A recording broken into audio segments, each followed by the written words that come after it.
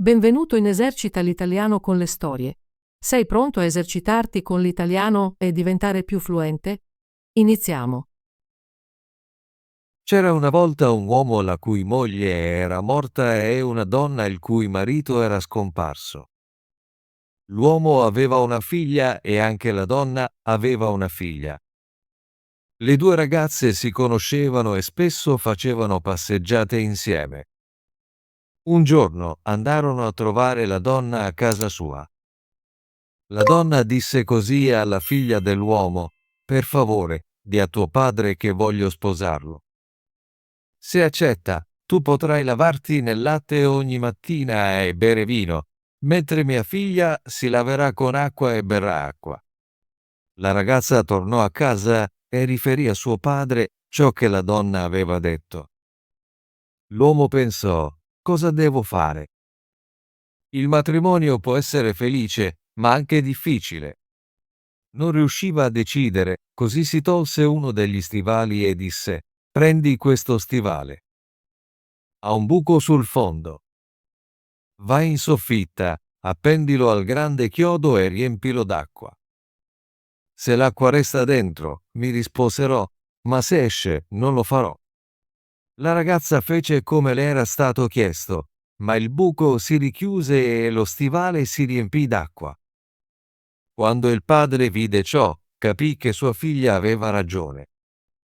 Andò dalla vedova, le chiese di sposarlo e celebrarono il matrimonio. La mattina dopo, quando le due ragazze si svegliarono, la figlia dell'uomo trovò latte per lavarsi e vino da bere. La figlia della donna, invece, trovò solo acqua per lavarsi e bere. La mattina seguente, entrambe le ragazze trovarono solo acqua. Ma la terza mattina, la figlia dell'uomo trovò di nuovo acqua, mentre la figlia della donna aveva latte e vino. Questo continuò, e la donna divenne molto cattiva con la sua figliastra. Giorno dopo giorno, la trattava sempre peggio perché era gelosa della bellezza della figlia dell'uomo, mentre la sua propria figlia non era bella. Un inverno, quando tutto era ghiacciato e coperto di neve, la donna fece un vestito di carta e chiamò la sua figliastra. Le disse: «Indossa questo vestito e vai nel bosco a portarmi un cesto di fragole. Ne ho davvero voglia». La ragazza rispose: «Ma d'inverno non ci sono fragole. Il terreno è ghiacciato e la neve copre tutto. E perché dovrei indossare questo vestito di carta?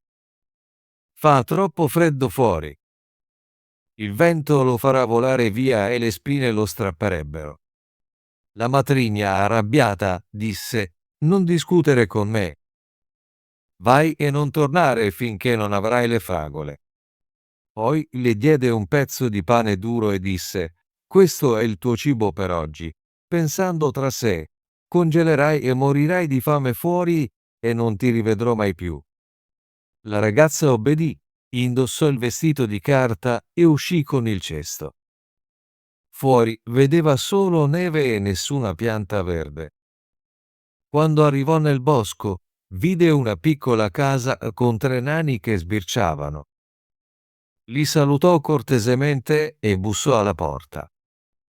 Loro dissero: «Entra», così lei entrò, si sedette vicino alla stufa per scaldarsi e cominciò a mangiare il suo pane. I nani chiesero: «Possiamo averne un po' anche noi?» «Certo», rispose e condivise il suo pane con loro.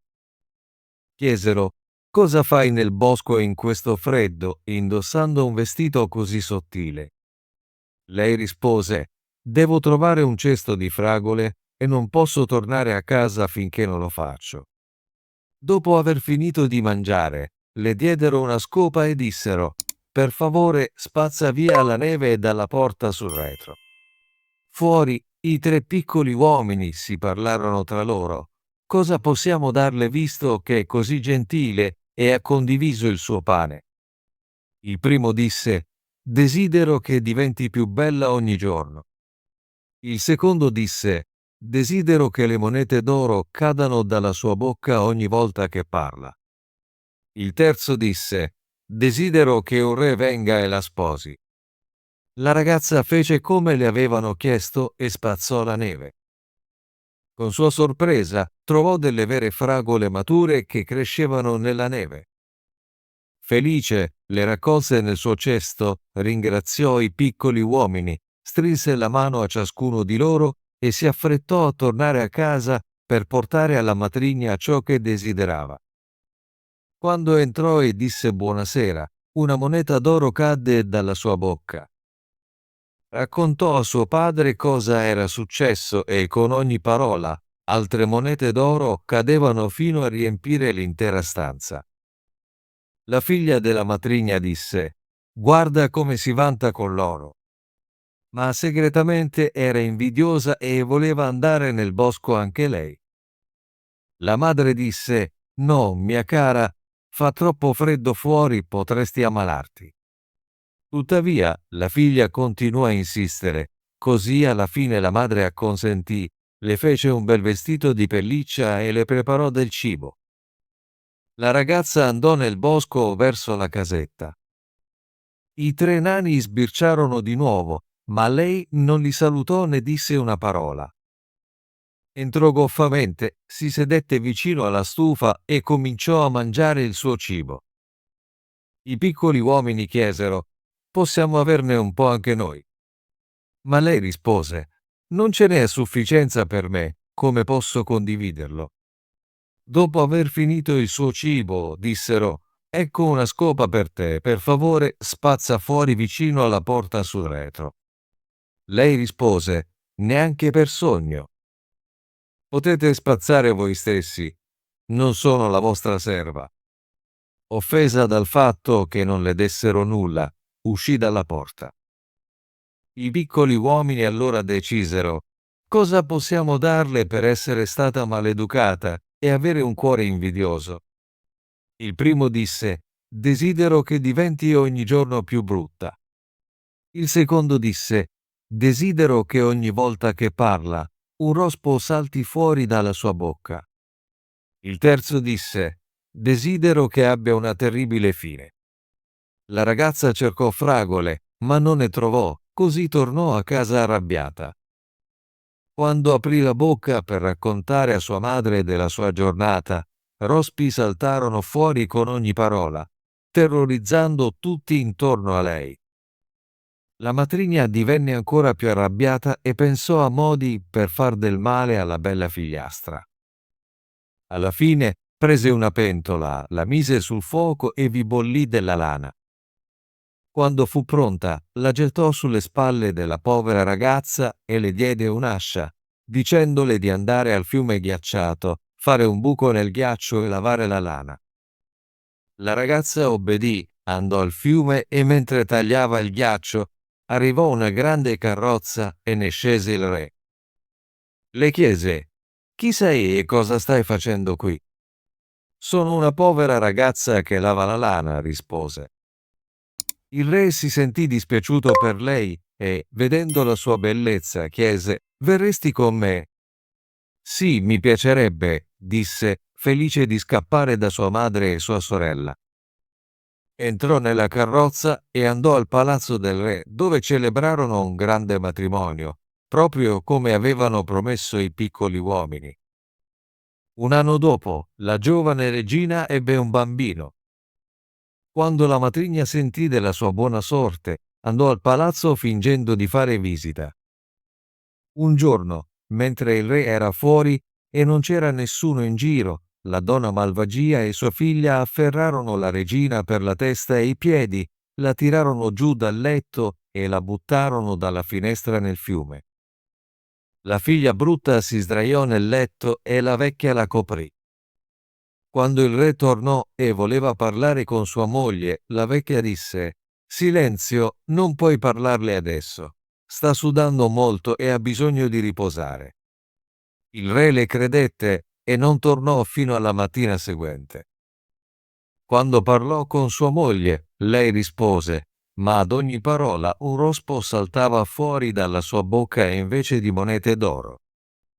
Chiese cosa ci fosse che non andava, ma la vecchia sosteneva che era a causa del sudore e che sarebbe passato presto. Durante la notte, un servitore vide un'anatra nuotare nel canale e questa disse: «Re, cosa stai facendo? Sei addormentato o sveglio?» Quando non rispose, l'anatra chiese del bambino. Il servitore rispose: «Il bambino dorme bene». L'anatra allora salì al piano di sopra, assunse le sembianze della regina, allattò il bambino e poi nuotò di nuovo via. Questo accadde per 2 notti. Nella terza notte, l'anatra disse al servitore di dire al re di prendere la sua spada e di brandirla 3 volte sopra di lei alla porta. Il servitore lo disse al re, che venne e brandì la sua spada 3 volte, e al terzo colpo sua moglie apparve davanti a lui, forte e sana come prima. Il re era al 7° cielo, ma tenne nascosta la regina fino a domenica, quando il bambino doveva essere battezzato. Durante il battesimo chiese: «Cosa merita una persona che strappa a qualcuno dal letto e lo butta in acqua?» La vecchia rispose: «Merita di essere messa in un barile pieno di chiodi e rotolata giù per la collina nell'acqua».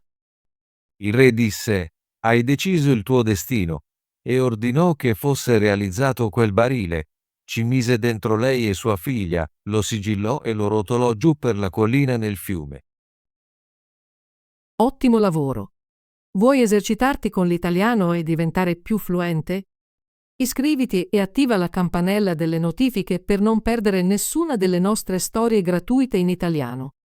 Ci vediamo nel prossimo video.